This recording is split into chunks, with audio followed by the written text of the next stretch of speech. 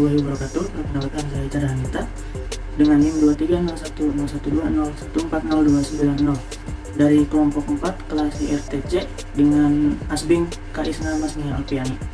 Perkenalkan, nama saya Ferdi Kusuma dengan NIM 230120142035 dari kelompok 4 dengan kakak pembimbing Kak Isna akan menjelaskan tentang reproduksi ternak ruminansia. Assalamualaikum warahmatullahi wabarakatuh. Perkenalkan, nama saya Hendrik Pagisian dengan NIM 23010120140242 dengan kelas IRTC kelompok 4 IRTC dengan asisten pembimbing Kak Isna Masnia. Halo, assalamualaikum. Perkenalkan, nama saya Rafika Aulia Ramadhani dengan NIM 40152. Saya berasal dari kelompok 4 dengan kakak pembimbing Kak Isna. Di sini saya akan menjelaskan tentang cara keempat, yaitu penampungan semen dan stock solution. Assalamualaikum warahmatullahi wabarakatuh. Perkenalkan, nama saya Fauziatul Musyayadah dengan NIM 23010120140166. Saya berasal dari kelas ilmu reproduksi ternak kelas C dengan dari kelompok 4 dengan nama asing yaitu Kak Isna Masnia Alfiani. Halo, assalamualaikum warahmatullahi wabarakatuh. Perkenalkan, nama saya Najla Dia Ayu Chandrum. NIM saya 230110120140160. Di sini saya akan menjelaskan alat reproduksi ternak ruminansia. Yang pertama, ternak ruminansia betina terdiri dari ovarium, oviduk, uterus, cervix, vagina, dan vulva. Ovarium menghasilkan ovo dan hormon yaitu estrogen dan progesteron. Oviduk tempat menangkap sel telur yang sudah matang. Uterus menyimpan dan memelihara embrio atau fetus. Cervix atau rahim media tampungan perkawinan alami. Vagina tempat penerimaan di posisi semen atau jalur keluarnya fetus saat lahiran. Vulva sebagai sistem urin. Kedua, alat reproduksi ternak ruminansia jantan terdiri dari testis, epididymis, vas deferens, skrotum, uretra, dan penis. Sarana transportasi spermatozoa adalah fungsi dari epididymis. Testis sebagai penghasil sel gamet jantan atau spermatozoa dan androgen. Vas deferens sebagai sarana transportasi spermatozoa. Skrotum melindungi testis dari luar. Uretra sebagai saluran mengalirkan urin. Penis sebagai alat kopulasi ternak jantan. Di sini saya akan menjelaskan mengenai sistem reproduksi dari unggas jantan dan betina. Untuk yang pertama, saya akan menjelaskan mengenai alat reproduksi dari unggas jantan. Alat reproduksi dari unggas jantan sendiri terdiri dari testis, epididymis, vas deferens, dan papilla. Untuk testis sendiri merupakan organ saluran reproduksi yang paling terpenting pada kelamin unggas jantan, karena testis sendiri berfungsi untuk menghasilkan spermatozoa dan hormon testosteron. Nah, untuk selanjutnya epididymis itu berfungsi sebagai tempat menyimpan dan mentransfer sperma yang bermatang dari testis. Lalu ada vas deferens, yaitu memiliki fungsi sebagai pengangkut sperma menuju ke uretra.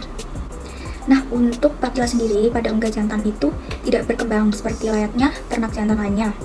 Tetapi pada unggas jantan itu berbentuk seperti pipa yang dimana berfungsi sebagai jalan keluarnya spermatozoa yang sudah matang.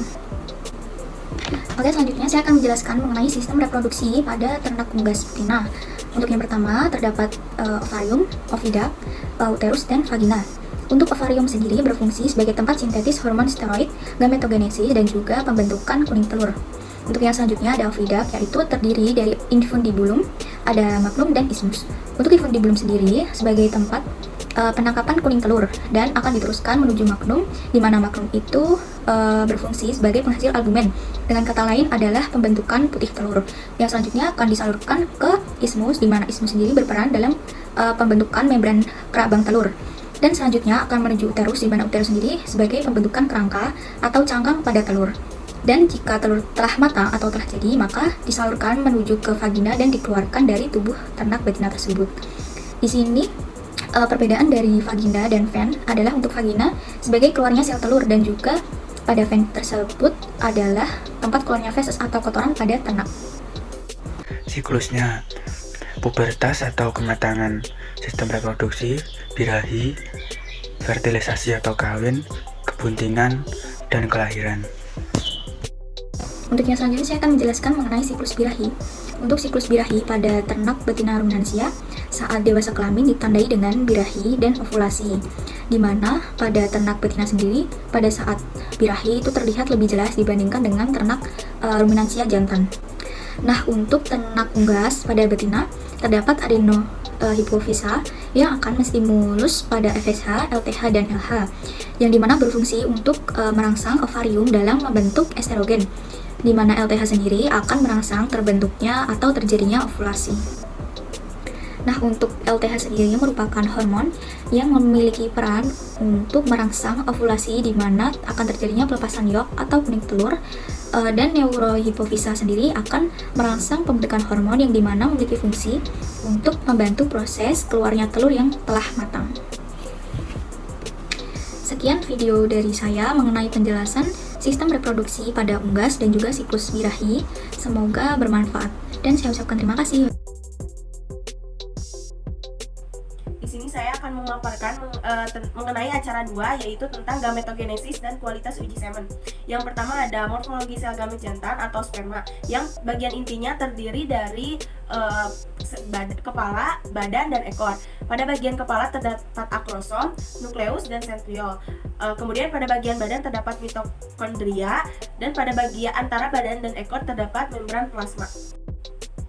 Yang selanjutnya yaitu ada morfologi sel gamet betina atau ovum, yang terdiri dari corona radiata, zona pellucida, membran vitellin, sentriol, dan nukleus. Pembahasan selanjutnya yaitu ada gametogenesis yang terdiri dari spermatogenesis dan oogenesis. Yang pertama ada spermatogenesis yang prosesnya terjadi di tubulus seminiferus. Proses spermatogenesis yang pertama yaitu disebut spermatogenium. Spermatogenium ini memiliki kromosom 2N atau bisa disebut diploid. Kemudian setelah dari spermatogenium akan mengalami fase meiosis atau disebut juga dengan spermiogenesis dan masih memiliki kromosom 2N atau diploid. Kemudian menjadi spermatosit primer. Setelah menjadi spermatosit primer, kemudian mengalami proses pembelahan yang pada fase meiosis 1 dan mengalami perubahan kromosom yang tadinya diploid menjadi haploid atau N. Kemudian pada proses ini menghasilkan spermatosit sekunder. Pada spermatosit sekunder ini kemudian mengalami pembelahan lagi atau disebut fase meiosis 2 menghasilkan 4 spermatid. Tahapan terakhir pada proses spermatogenesis atau spermiogenesis ini ialah proses diferensiasinya spermatid menjadi spermatozoa atau N. Hasil akhir dari proses spermatogenesis ialah spermatogenium menghasilkan 4 spermatozoa yang bersifat haploid. Yang kedua yaitu oogenesis. Oogenesis ini terjadi di ovarium. Oogenesis merupakan masa pubertas di mana terjadinya pembentukan dan pematangan sel telur. Oogenesis ini akan mengalami proses pembentukan secara mitosis menjadi oosit primer dan memiliki kromosom 2N atau diploid. Setelah itu, oosit primer mengalami pembelahan meiosis 1 menghasilkan satu badan polar primer yang memiliki kromosom haploid dan oosit sekunder memiliki kromosom haploid juga. Pembelahan meiosis 2 terjadi pada tahap selanjutnya, yaitu pembelahan meiosis pada badan polar yang menghasilkan 2 badan polar, dan pada pembelahan meiosis 2 pada oosit sekunder menghasilkan 1 badan polar dan 1 sel telur atau ovum. Selanjutnya, hasil akhir dari proses oogenesis yaitu menghasilkan 3 badan polar yang nantinya akan mengalami degradasi atau mengalami lisis, dan 1 sel telur atau ovum yang nantinya siap dibuahi. Pembahasan terakhir yaitu uji kualitas semen. Uji kualitas semen ini dapat dilakukan dengan 2 cara, yaitu uji makroskopis dan uji mikroskopis. Uji makroskopis dapat dilakukan tanpa menggunakan alat yang itu dilakukan untuk mencari ukuran morfologi dan warna yang diuji. Dalam melakukan uji kualitas semen menggunakan uji makroskopis yaitu dapat mengamati atau dengan melihat volume semen, pH semen, konsistensi semen, bau semen, serta warna semen. Sedangkan uji semen dengan menggunakan uji mikroskopis yaitu dengan menggunakan mikroskop yang derajat pembesarannya disesuaikan dengan keperluan. Evaluasi uji kualitas semen secara mikroskopis yaitu dengan meliputi gerakan massa, motilitas spermatozoa, konsentrasi, persentase hidup dan mati spermatozoa, serta abnormalitas spermatozoa. Sekian materi acara kedua yaitu mengenai gametogenesis dan uji kualitas semen. Di sini saya akan menjelaskan mengenai acara 3 yaitu seleksi ternak yang sinkronisasi birahi. Selanjutnya yaitu seleksi ternak ruminansia. Pada sapi yang digunakan pada praktikum ini memiliki BCS 6. Kita lihat yang bawah yang merupakan sapi jantan dengan BCS 6. Dari wajah kita lihat sangat jantan dan mata cerah, untuk testisnya simetris dan terlihat sangat produktif sekali. pada ternak tersebut tergolong ternak dengan kualitas yang cukup baik.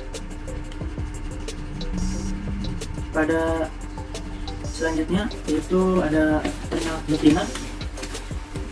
Pada ternak betina ini terlihat mukanya sangat feminim dan matanya cukup cerah. Untuk BCS-nya itu 3, karena jika kurang dari 3 maka akan terjadi abortus atau keguguran karena induknya sendiri memiliki kekurangan nutrisi. Selanjutnya untuk seleksi ternak unggas. Untuk seleksi ternak unggas merupakan upaya untuk memilih ternak dengan produktivitas dan kualitas yang baik. Seleksi ternak unggas di sini kita melihat tampilan luar untuk memastikan ternak unggas tersebut dalam kondisi sehat. Pada paruhnya tidak bengkok, kita bisa lihat dari unggas jantan ini paruhnya tidak bengkok, memiliki kaki yang kuat, terdapat jauh pada bagian kaki untuk memudahkan perkawinan, memiliki tubuh yang padat serta kompak dan memiliki bentang sayap yang lebar bisa dilihat. Dan untuk melihat seleksi ternak unggas bisa dilihat di YouTube-nya GPR Undip.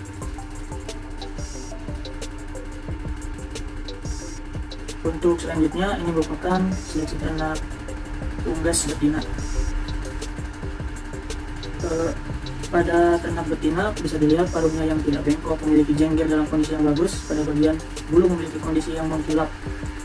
Untuk memiliki kaki-kaki yang kuat, ayam betina yang baik memiliki sifat keibu-ibuan, merupakan sifat keibuan yang dapat mengasuh anaknya.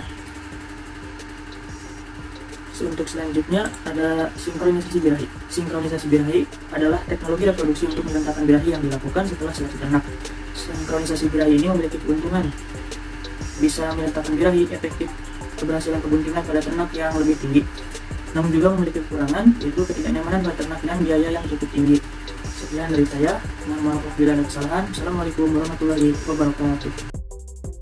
Penampungan semen merupakan salah satu kegiatan inseminasi buatan untuk mendapatkan semen dengan kualitas yang optimal. Tujuan dari penampungan semen tersebut adalah memperoleh semen dengan kualitas yang baik dan volume yang banyak untuk kegiatan inseminasi.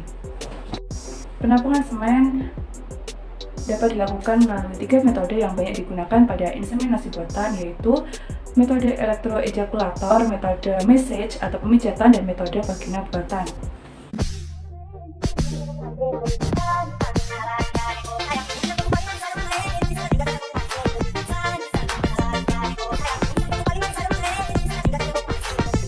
Ketiga metode tadi banyak digunakan pada ternak yang besar seperti sapi, kerbau, dan kuda. Sedangkan pada unggas, metode penampungan yang baik adalah metode pemijatan. Metode vagina buatan merupakan alat yang digunakan untuk menampung spermatozoa, di mana alat tersebut akan menyerupai vagina asli. Teknik vagina buatan dimulai dengan menyiapkan vagina buatan yang diisi dengan air hangat dengan suhu 39-41 derajat Celcius sampai inner-liner menyempit. Kemudian, vagina buatan diolesi dengan licin dan tabung penampung yang telah ditutup dengan aluminium foil dipasangkan pada bagian belakang dari vagina buatan. Vagina buatan yang dipegang dengan tangan kanan di mana disorong ke arah penis pejantan dan biasanya akan terjadi ejakulasi. Untuk mendapatkan kualitas semen yang baik, penampungan semen dilakukan 2 kali ejakulasi. Pengencer merupakan campuran bahan bernutrisi yang dapat mempertahankan kualitas spermatozoa. Selain itu, fungsi dari pengencer tersebut adalah menambah volume semen agar semakin banyak ternak yang dapat diipi. Syarat larutan pengencer adalah tidak toksik, dapat bergerak secara progresif, dan menjadi larutan penyangga. Selain itu, dapat menyediakan nutrisi untuk kebutuhan spermatozoa selama penyimpanan dan melindungi dari kejutan dingin, baik semen beku maupun semen cair. Bahan pengencer yang digunakan dapat berupa alami dan buatan. Bahan alami ini dapat berupa telur, air kelapa, susu krim, air tebu, dan kedelai. Bahan buatan dapat berupa tris, asam sitrat, fruktosa, rafinosa, dan androgen. Selanjutnya adalah pembuatan semen beku. Proses produksi semen beku meliputi pembuatan pengencer semen, pengoleksian semen segar, pemeriksaan mikroskopis, pengenceran dan ekulipsi, printing, filling and sealing, freezing, penyimpanan semen beku dalam kontainer yang berisi nitrogen cair, dan stowing motility atau PTM. Dari proses produksi semen yang saya sebutkan tadi dapat dibagi menjadi 3, yaitu quality control 1, quality control 2, dan quality control 3. Cara menghitung volume pengencer yang digunakan berdasarkan volume dan kualitas semen yang didapatkan dengan rumus angka pengencer sama dengan volume semen dikali konsentrasi total dikali motilitas sperma per konsentrasi spermatozoa yang digunakan. Di sini saya akan menjelaskan tentang inseminasi buatan dan deteksi keguntingan ternak pada acara 5. Yang pertama ada perkawinan alami. Perkawinan alami merupakan perkawinan yang dilakukan tanpa bantuan manusia, melainkan oleh pejantan pemacek yang telah diseleksi untuk mengawini ternak betina yang sedang birahi. Pada tahapan-tahapan perkawinan alami yaitu meningkatkan populasi, produktivitas, dan reproduksi ternak. Pada inseminasi buatan merupakan pemasukan secara sengaja sel sperma ke dalam rahim atau cervix. Tahapan-tahapan inseminasi buatan pada sapi dengan memastikan terlebih dahulu birahi dari ada tidaknya kebuntingan pada sapi betina. Cara membaca kode selalu dengan cara membaca kode program 1 persatu berbaris. Pada deteksi birahi merupakan keadaan di mana ternak betina mau menerima pejantan untuk melakukan perkawinan tersebut. Ciri-ciri ternak birahi dapat dilihat dengan keluarnya lendir dan vagina dan vulva bengkak dan yang hangat yang berwarna kemerahan. Indikator keberhasilan perkawinan pada conception rate dengan metode perkawinan tidak memberikan pengaruh yang nyata. Nilai normal pada service per conception yaitu 1,60 hingga 2,00. Nilai service per conception ini dapat menunjukkan tingkat kesuburan pada ternak. Tujuan pada deteksi kebuntingan untuk mengidentifikasi ternak yang bunting dan tidak bunting pada DEA GESDET merupakan metode kebuntingan ternak yang menggunakan urin sebagai bahan uji. Pada tingkat keakuratan pada DEA GESDET mempunyai konsistensi dengan nilai 87,27%, akurasi 87,58%, dan sensitivitas 2 minggu. Pada metode palpasi puting dapat dengan cara melihat ternak yang siap untuk dideteksi. Pada palpasi rektal merupakan teknik yang paling sederhana, praktis, dan mempunyai akurasi yang tinggi. Pada keakuratan palpasi rektal untuk mengetahui akurasi kebuntingan dini pada ternak. Sekian dari saya, apabila ada salah kata mohon dimaafkan. Wassalamualaikum warahmatullahi wabarakatuh. Sekian pemaparan dari kelompok 4, kurang dan lebihnya mohon maaf.